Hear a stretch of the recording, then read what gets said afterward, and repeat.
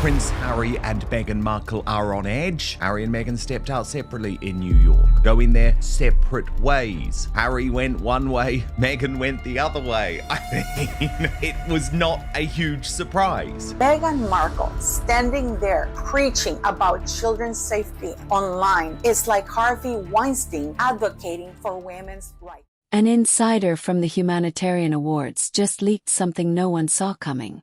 Meghan Markle and Prince Harry's private jet request was flatly denied. No discussion, no exceptions, just a single word, no. Again, I have to be careful what I say, but it's really quite sad. But what happened next inside their Manhattan suite left even their own team speechless. For the first time, the royal rebels were told they weren't special, and it didn't go over well. It was supposed to be Meghan's night of redemption, a carefully grafted return to the spotlight. The suite at the Park Hyatt buzzed with stylists, PR agents, and photographers rehearsing smiles that didn't reach their eyes. Meghan stood by the mirror, adjusting her gown for the 5th time, whispering about camera angles and lighting, while Harry, pacing by the window, stared at the glittering skyline like it had betrayed him. The tension was thick, almost cinematic. One side of the room obsessed over optics, the other burning with anger. See her face. You get here, mate. But on stage, when they knew everyone was filming on their mobile phones and taking pictures, it got even worse. Then the call came. A quiet assistant handed Meghan the phone. Her expression changed instantly. The organizers had refused their private jet request. No explanation, no compromise. If you were in charge of the event, would you have given them the private jet or made the same call? Be honest. Drop your opinion below. Meghan froze, the practiced smile slipping away. Harry's jaw tightened, fist clenched. To him it wasn't just logistics. It was humiliation. To her it was unthinkable. After all, what's a duchess without her grand entrance inside that suite? The illusion cracked. The charity gala they planned to treat as their triumphant comeback suddenly turned into a quiet reminder. The world doesn't bow anymore.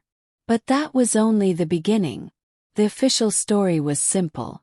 The Sussexes would attend the Humanitarian Awards to honor their global charitable contributions. The invitation alone was supposed to silence critics. Proof that Meghan and Harry were still relevant, still celebrated, still the couple the world once adored. Body language. My God, no amount of PR spin is gonna... But inside that hotel suite, the truth looked very different. Meghan wasn't preparing for a humanitarian event. She was staging a coronation. Every detail had to scream Hollywood royalty. The gown was hand-picked to outshine everyone else in the room. The team rehearsed every step, every camera angle, every flashbulb moment.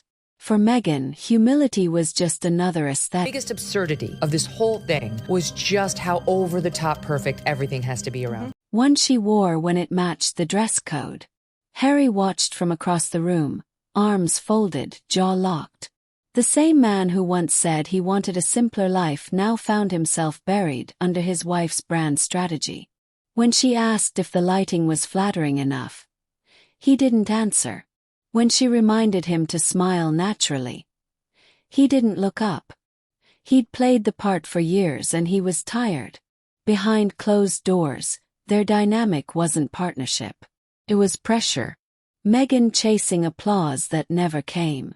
And Harry realizing he'd traded a crown for a script he didn't believe in. Maybe he is still very upset over her stunt over in Paris. I can't imagine that didn't go unnoticed by him. By the time their publicist entered with the night's schedule, the air in the suite was already fractured.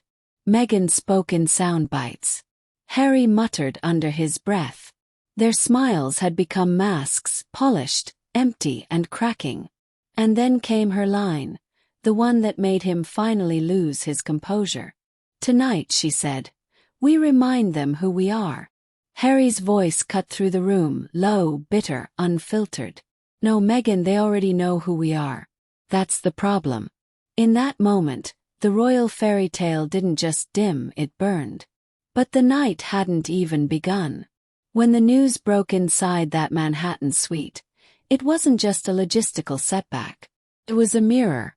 And what stared back at them wasn't royalty, it was ego. Meghan's expression didn't show shock.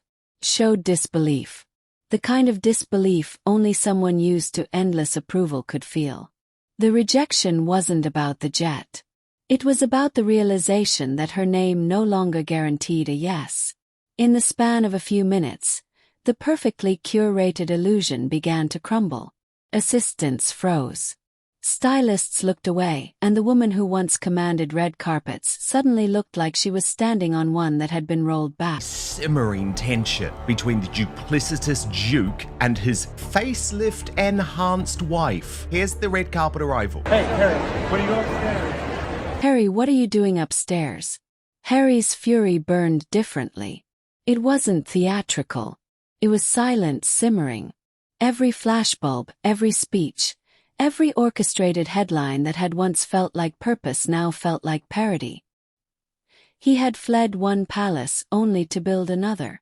This time, one built on Meghan's vanity and his own guilt. For years, they'd preached compassion while flying private, demanded privacy while selling confessionals, preached freedom while chained to relevance. The private jet denial was more than a refusal. It was poetic justice. Outside their bubble, organizers saw what they couldn't.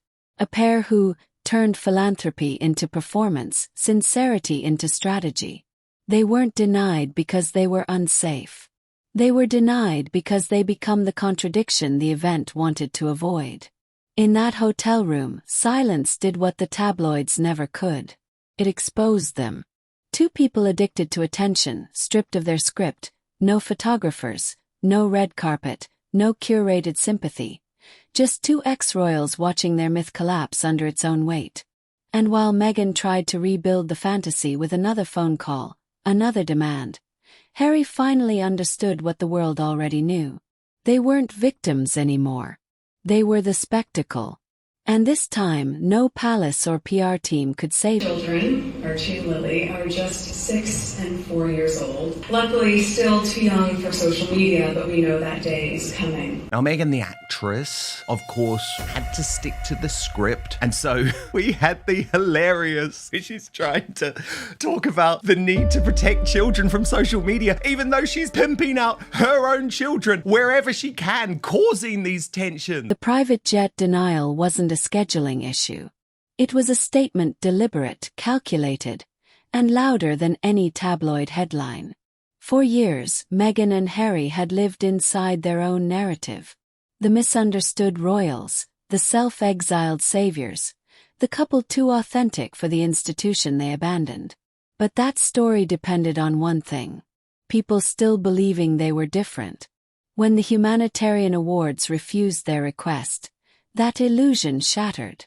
It was the industry's quiet way of saying what the public already whispered. The Sussexes no longer represented service. They represented spectacle. Inside the organizing committee, the choice was simple. How could an event built on humility justify lending a jet to the couple who turned every cause into a photo opportunity? Behind closed doors, one insider called it ethical housekeeping. They wanted sincerity, not a brand activation. The decision rippled beyond logistics. It signaled the end of an era. The Sussex brand, once powered by rebellion, had become everything it once opposed. Self-serving, performative, hollow. Meghan's calculated elegance could no longer hide the exhaustion beneath. Harry's moral outrage had started to look like envy. And as news of the denial quietly spread through Manhattan's PR circles, something remarkable happened. No one rushed to defend them. No frantic publicist emails, no sympathetic editorials, no loyal friends stepping in. The silence was deafening. And that silence spoke the truth. She's got her arms flowing. She's really feeling her oats. Woman, please go back to California and be with your children and go and find a career other than just being desperate for attention every single. The humanitarian world had finally drawn a line. Service without sincerity is theater. Compassion without credibility is noise. And Harry and Meghan had become both. This wasn't exile. It was irrelevance. A fate far colder than any royal fallout. And in that quiet eraser, the message was clear. The world had moved on, but they hadn't. Their crowns were long gone, but so was the audience. Was the private jet denial a fair decision by the organizers, or just another public humiliation for the Sussexes? What do you think, guys? When the lights fade and the cameras turn away, most celebrities return to themselves. But Meghan and Harry no longer remember who that is. Every scandal, every headline, every public appearance has been stitched into a narrative so carefully controlled that even they've started to believe it. Meghan, once the actress, now plays the role of the misunderstood icon. Harry, the rebel prince turned professional victim. Together they've built a palace of mirrors. One reflection for every audience they've tried to please. But here's the irony. The more they curate, the less real they appear. The compassion looks staged. The sincerity feels rehearsed. The vulnerability sells better than the truth ever could. What began as a mission to escape the crown became a crusade to replace it. And the jet denial wasn't their punishment. It was their reflection. The world finally held up a mirror that didn't flatter them, and they couldn't look away. For Meghan, the nightmare isn't rejection, it's obscurity. For Harry, it's realizing that the war he thought he was fighting against the monarchy was really against himself. The anger, the defiance, the endless crusade. It isn't rebellion anymore. It's routine. Once they stood for independence, now they stand for irony. Preaching simplicity while chasing spectacle. Claiming humility while demanding privilege. Fighting for truth while scripting every frame of it. And that's the real tragedy. The crown didn't destroy them. The mirror did. Because when you spend years performing authenticity, you forget how to be it. And by the time they stepped into that SUV for the awards, the applause they'd been chasing had already died in the silence outside. Harry and Meghan will likely have their title stripped. I think they should have their title stripped. What is she doing for the monarchy? She's going to fashion shows with this horrible outfit, which looks like a bed sheet. Looks like she's wrapped. Do you think the world is finally tired of the royal drama? Or will the Sussexes find a way to bounce back? I'm curious what you think. The fall of the Sussexes didn't happen in one night. It happened slowly, quietly inside a room where no one dared tell them the truth. Their world has shrunk to a curated circle of assistants, PR managers and advisors whose paychecks depend on agreement. Every headline they dislike is called a smear. Every failure is blamed on jealousy. They don't hear the criticism anymore, just the applause they hire. Meghan scrolls through coverage, hunting for validation like oxygen. When she finds a negative article, she treats it as proof of persecution. When she finds praise, she reposts it as destiny. Every post, every photo, every cause becomes part of the same echo. Polished, hollow, endlessly repeating. Harry fares no better. The man who once stood against the institution now hides behind another. The brand they built together. His rebellion has turned into repetition. Same speeches, same grievances, same ghosts. The sincerity has curdled into performance. And even he can feel the script wearing thin. Outside their mansion, the world keeps spinning. New stories, new scandals, new faces take their place. The crowds that once shouted their names have moved on to the next spectacle. But inside the Sussex echo chamber, the applause still plays, recorded, recycled, and increasingly faint. What they don't realize is that fame doesn't die in flames. Dies in echoes. It fades layer by layer until silence feels louder than the noise they once chased.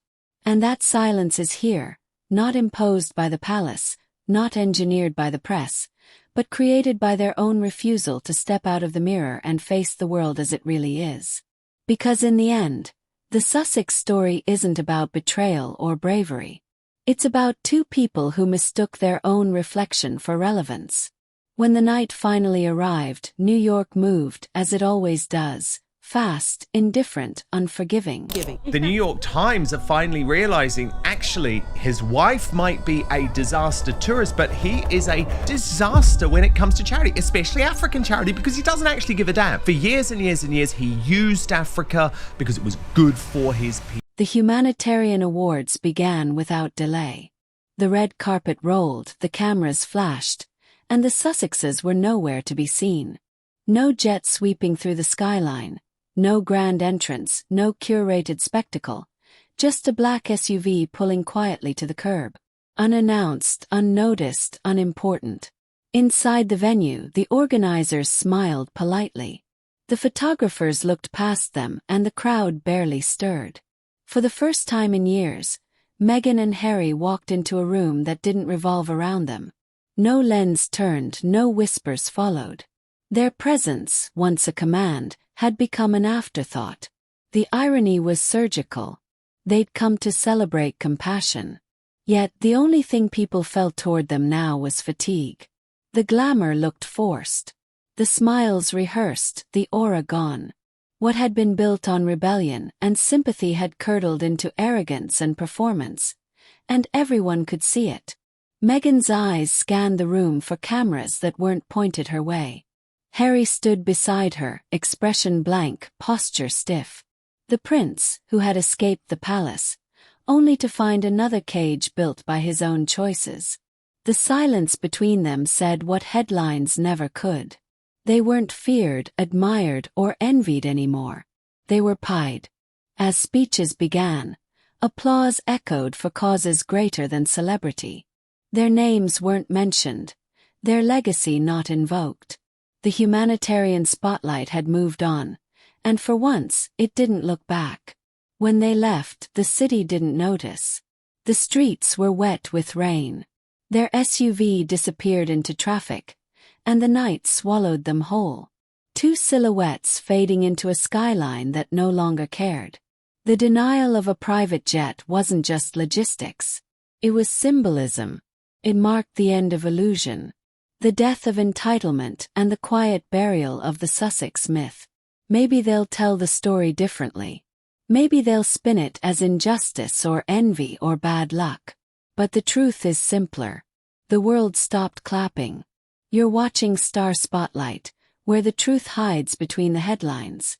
If you want to see how this pattern began, watch our previous investigation. Meghan's first husband, Joe Giuliano, reveals why his family rejected Meghan. Because every story of downfall